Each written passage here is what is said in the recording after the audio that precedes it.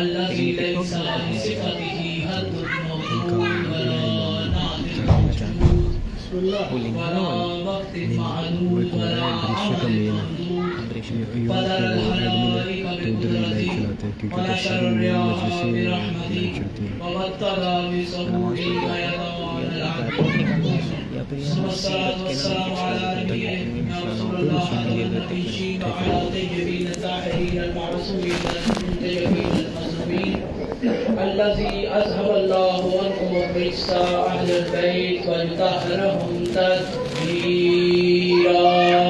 اللهم صل على محمد ولعنة الله على أعدائهم أجمعين من يومنا هذا على يوم الدين.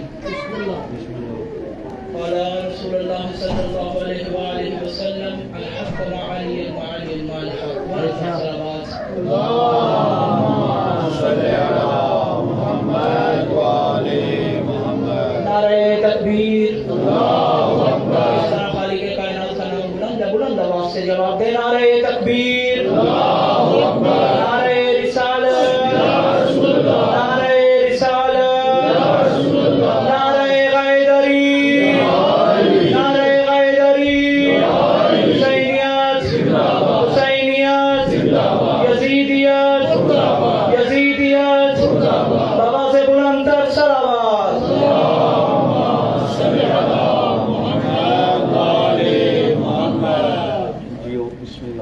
گفتگو کا آغاز ہے پہلے قرآن کے جملے سے. اگر آپ حضرات توجہ فرمائیں پھر کم از کم وقت میں گفتگو تمام کر کے قبلہ کے لیے ممبر چھوڑنا.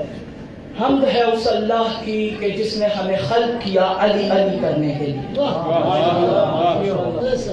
سامعین محترم، یہ اعزاز ہے ہمارے لیے، یہ فخر ہے ہمارے لیے کہ آج جو ذکر عرش پر ہو رہا ہے وہ یہاں ہم بیٹھے فرش پر کر رہے ہیں. آج جو ذکر ملائکہ کر رہے ہیں وہ ذکر ہم فرش پر بیٹھے کر رہے ہیں. ہم میں اور اللہ میں ایک چیز مشترک ہے، وہ یہ ہے کہ اللہ بھی علی سے محبت کرتا ہے، ہم بھی علی سے محبت کرتے ہیں.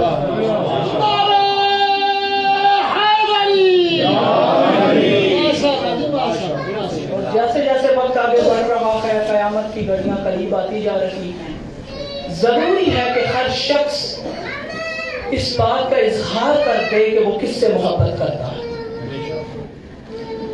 ہر شخص کے لیے ضروری ہے کہ وہ سوچ رہے اسے حق کی طرف ہونا ہے یا باطل کی طرف ہونا. سامعین محترم، رسول خدا کی حدیث ہے علی حق کے ساتھ ہیں، علی حق کے ساتھ. سامعین محترم، اب حق ہے کیا؟ اب پتہ کیسے چلے گا کہ حق کیا ہے؟ اگر حق کے ساتھ ہونا ہے تو پہلے حق کو سمجھنا ہوگا. تو سامعین محترم، حق ایک ایسی چیز ہے جو ہم سب کے سامنے ہے، ہم سب اس کو جانتے ہیں. جب بھی ہم کسی مردے کو قبر میں اتارتے ہیں تو تلقین پڑھی جاتی ہے، اسے حق کی فہرست گنوائی جاتی ہے. اسے کہا جاتا ہے کہ اے علی کے ذکر کو چھوڑ کر جانے والے، اے علی کے ذکر کو چھوڑ کر جانے والے. دراصل تو علی کے ذکر کو چھوڑ کر نہیں جا رہا، بس فرق اتنا ہے زمین کے اوپر علی کا ذکر کرتا تھا، زمین کے نیچے براہ راست علی کو دیکھ لے گا. کہاں سے بلند تر صلوات.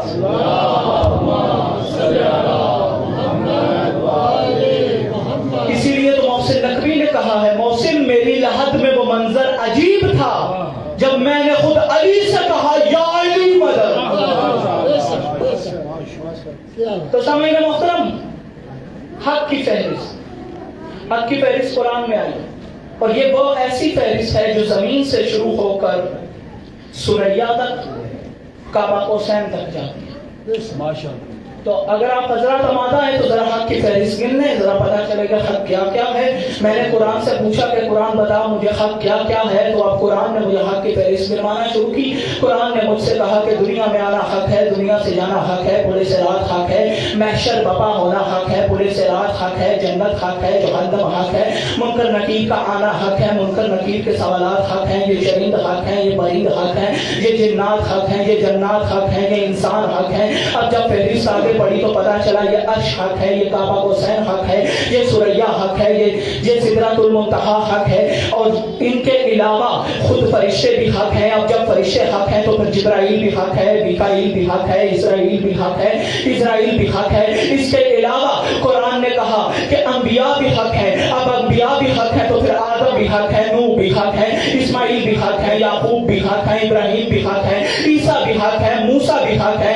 اور ان سب کے بعد قرآن کہتا ہے کہ یہ سب حق ہے، پھر کعبہ حسین حق ہے، قلم حق ہے، کرسی حق ہے۔ سامعین محترم، ساری حق کی فہرست گنوانے کے بعد ایک مرتبہ قرآن سے میں نے پوچھا اس کے علاوہ بھی اور کوئی حق ہے؟ تو قرآن کی آواز آئی ہاں، اس کے علاوہ خود رسول بھی حق ہے، اور صرف رسول نہیں، خود اللہ بھی حق ہے۔ تو سامعین محترم، حق کی ساری فہرست گنوانے کے بعد رسول نے کسی غار میں نہیں کہا، کسی چادر کے نیچے نہیں کہا، کسی کمرے کے میں بیٹھ کر نہیں کہا، بلکہ عبداللہ صاحب کی آنکھوں میں آنکھیں ڈال کے کہا علی حق کے ساتھ ہے، حق علی کے ساتھ۔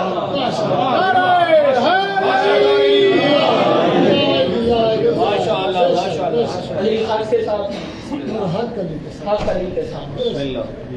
رسول اللہ نے عبداللہ صاحب کی آنکھوں میں آنکھیں ڈال کے علی حق ہے کے ساتھ ہے، حق علی کے ساتھ۔ حیرت ہو جاتی اگر بات یہیں پر رک جاتی، مگر ایک مرتبہ رسول خدا نے دست دعا بلند کیے اور فرمایا اے اللہ، حق کو وہاں موڑتا چلا جا جہاں جہاں علی مڑتے چلے جاتے۔ تو سامعین محترم، اب کچھ اشخاص جب اس حدیث کو سنتے ہیں، رسول کی دعا کو سنتے ہیں، تو وہ دوراہے پر کھڑے ہو جاتے ہیں، تو پھر وہ نصیریت کی طرف چلنا شروع کرتے ہیں کہ خود اللہ بھی حق ہے، اور رسول فرما رہے ہیں کہ یا اللہ حق کو وہاں موڑتا چلا جا جہاں جہاں علی موڑتے چلے جاتے ہیں۔ تو سامعین محترم، تو اس کی تعبیر کیا ہے؟ آیا رسول فرمانا کیا چاہتے ہیں؟ تو سامعین محترم، اگر جاننا چاہتے ہو کہ اس سے مراد کیا ہے تو اس کی صرف ایک ہی تعبیر ہے کہ رسول دنیا کو بتا رہے ہیں کہ کبھی بھی زندگی میں سمجھنا چاہو کہ اللہ کون ہے تو کسی اپنے جیسے سے نہ پوچھنا، بلکہ اس سے پوچھنا جس کی آنکھ عین اللہ ہو، جس کا چہرہ وجہ اللہ ہو، جس کا ہاتھ ید اللہ ہو۔ ہاتھ ید اللہ۔ تو سامعین محترم، ایک ہے حق اور ایک ہے باطل۔ جیسے ہر چیز کی اپنی ایک ضد ہوتی ہے، حق کی ضد ہے باطل۔ سامعین محترم، جیسے کہ ہمیں پتا چلا حب علی ہے حق، تو پھر بغض علی باطل ہوا۔ جیسے ہر ایک کی اپنی ضد ہے، حق کی ضد ہے باطل۔ جیسے صبح کی ضد شام، روشنی کی ضد اندھیرا، جہاں مثبت ہے وہاں منفی۔ اور ہمیشہ یاد رکھیے جہاں پر حق ہوگا وہاں باطل ضرور ہوگا، اور جہاں پر باطل ہوگا وہاں حق ضرور ہوگا۔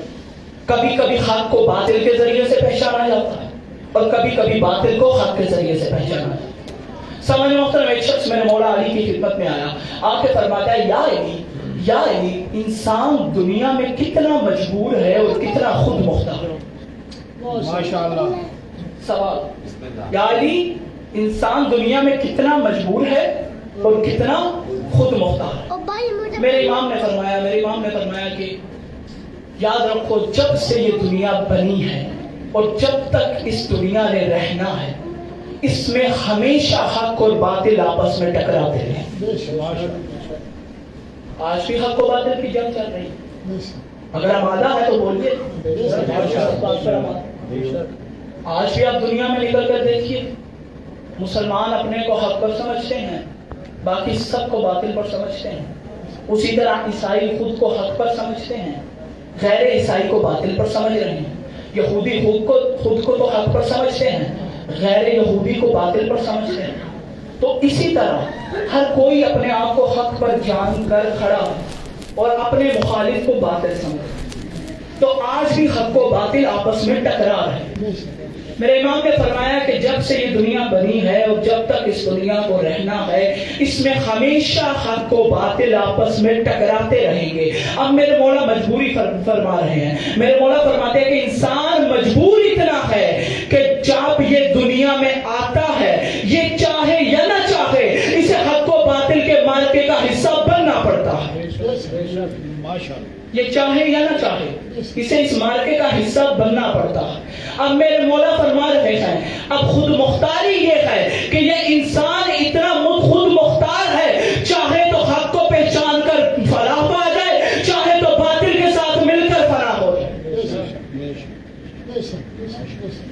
تو سمجھنے محترم، حق و باطل میں فرق ضروری ہے اور حق کے ساتھ ہونا ضروری ہے۔ سمجھنے محترم، جب چوتھی خلافت کا دور آیا، جب مسلمانوں نے فیصلہ کیا کہ یا علی اب آپ کے علاوہ اور کوئی بھی نہیں ہے جو اس منصب کو سنبھال سکے، ایک مرتبہ میرے مولا کو خلافت دی لوگوں نے۔ اب میرے مولا مسجد میں تشریف لا رہے ہیں، عبداللہ اصحاب کا مجمع ہے، علی مسجد میں داخل ہوئے۔ اب چلتے چلتے چلتے چلتے ممبر کی طرف آ رہے ہیں۔ سامعین محترم، مجمع کو چیرنا شروع کیا، ممبر کی طرف آگے بڑھنا شروع کیا۔ اب لوگ وہاں پر بیٹھے سوچ رہے تھے علی کہاں بیٹھیں گے، اس لیے کہ جب پہلے صاحب کی حکومت آئی تھی انہوں نے ممبر کا پہلا زینہ چھوڑ دیا تھا، جب دوسرے صاحب کی حکومت آئی تھی انہوں نے دوسرا زینہ احتراماً چھوڑ دیا، جب تیسرے کی آئی تھی اب تیسرے نے بھی احتراماً ایک زینہ چھوڑ دیا۔ اب لوگوں کے دماغ میں سوال ہے اب علی کہاں بیٹھیں گے، علی کہاں بیٹھیں گے۔ ایک مرتبہ میرے مولا علی نے مجمع کو چیرنا شروع کیا، ممبر کے قریب آئے۔ سامعین محترم، مجمع کی نظریں علی کے قدموں پر ہیں، علی قدم بڑھاتے جاتے ہیں۔ میرے مولا علی کا قدم پہلے زینے پر آیا، لوگوں نے دیکھنا شروع کیا، دوسرے سے پہلے سے دوسرے پر آیا، لوگ دیکھ رہے ہیں، تیسرے پر آیا اور آ کر اسی جگہ پر بیٹھے جہاں خود رسول بیٹھا کرتے تھے، اور ایک مرتبہ بیٹھ کے فرمایا حمد ہے اس اللہ کی کہ جس نے حق کو آج اس کی جگہ پر پہنچا دیا۔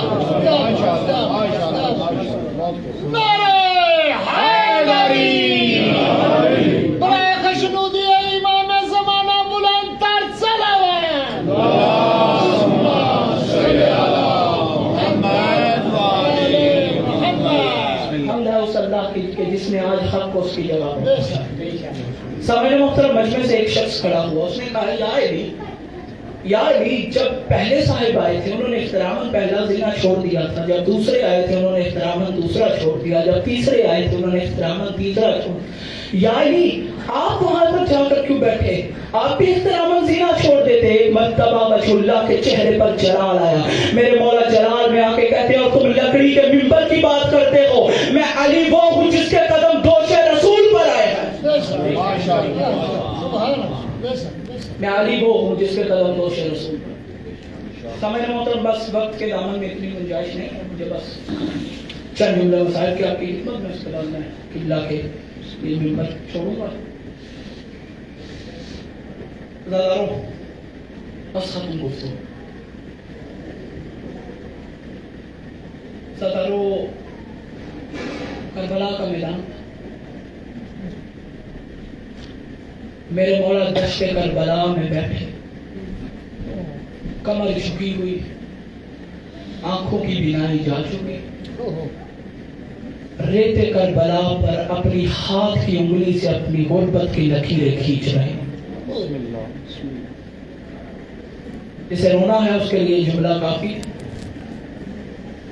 عزیزانو، جب رسول کے زمانے میں جنگیں ہوا کرتی تھی نا، رسول پہلے والے مورچوں میں اپنی اہل بیت کو رکھتے تھے اور پیچھے والے مورچوں میں اپنے اصحاب کو رکھتے تھے۔ سامعین محترم، میرے مولا فرماتے ہیں کہ اس کی وجہ یہ تھی کہ آگے اہل بیت کو اس لیے رکھا جاتا تھا کہ کل کو لوگ یہ نہ کہیں کہ رسول نے اپنے بچا لیے ہمارے مروا دیے۔ عزادارو، مگر جب کربلا آئی میرے مولا حسین نے قانون بدل دیا، پہلے اصحاب کو بھیجا، پھر اپنی اہل بیت کو بھیجا. جانتے ہو وجہ کیا تھی؟ وجہ یہ تھی کہ رسول کی جنگوں میں پیاس نہیں تھی. میرے مولا حسین نہیں چاہتے تھے کہ کوئی بھی میرا مہمان زیادہ دیر تک پیاسا رہے. عزادارو، میرے مولا حسین نے اس ترتیب سے بھیجا ہے جس کی پیاس برداشت کرنے کی قوت زیادہ کم تھی اسے پہلے بھیجا، جس کی زیادہ تھی اسے بعد میں بھیجا. اللہ جانے کتنی برداشت تھی علی اصغر میں. مولا عباس کے بعد گئے، علی اکبر کے بعد گئے، قاسم کے بعد گئے. عزادارو، مولا عاشور کا دن ہے. ایک مرتبہ مولا نے اپنی غربت کا اعلان کیا. عزادارو، بی بی رواب کہتی ہیں کہ جب سے مولا نے غربت کا اعلان کیا ہے علی اصغر اپنے آپ کو میری جھولی سے گرا دیتا اور رو کے کہتا ہے کہ جس کے بیٹے زندہ ہوں وہ باپ غریب نہیں ہوتے.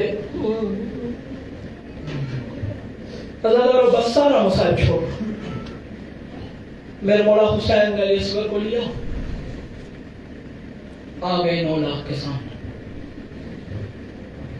میرے مولا فرماتے ہیں تمہاری دشمنی مجھ سے ہے، اس بچے کا کیا قصور؟ عزادارو، اولاد والے بیٹھے ہو، مائیں بہنیں تشریف فرما. عزادارو، ایمان سے بتانا کیا 6 ماہ کا بچہ گلاس میں پانی پیتا ہے؟ کیا 6 ماہ کا؟ عزادارو، وہاں سے آواز آئی حسین پانی خود پینا چاہتے ہو، بہانہ بچے کا کرتے ہو. اگر بچے کو پینا ہے تو بچہ خود مانگے. عزادارو، مولا حسین نے علی اصغر کو اٹھایا، کہا علی اصغر، عیسیٰ اپنی ماں کی وکالت میں بولا تھا. علی اصغر تجھے واسطہ ہے میری وکالت میں بول.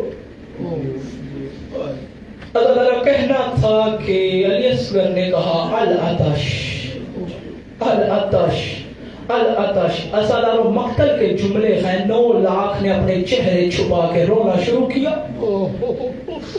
عزادارو، یہ شمر لعین بھاگتا ہوا ہرملا کے قریب آیا کے کہتا ہے اس کا انتظار کر رہا ہے. عزادارو، ہرملا کہتا ہے کہ جب بھی میں تیر اپنی کمان میں لگاتا ہوں کوئی کالے برقعے والی بی بی اور میرے سامنے آ جاتی ہے، آگے کہتی ہے او خیاکار اپنا تیر دیکھ، میرا صغیر دیکھ. اجرکم اللہ، اجرکم اللہ. اپنا تیر دیکھ، میرا صغیر دیکھ. عزادارو، اب یہاں سے تیر چلا، تم نے سن لیا چلا، میں نے پڑھ دیا چلا.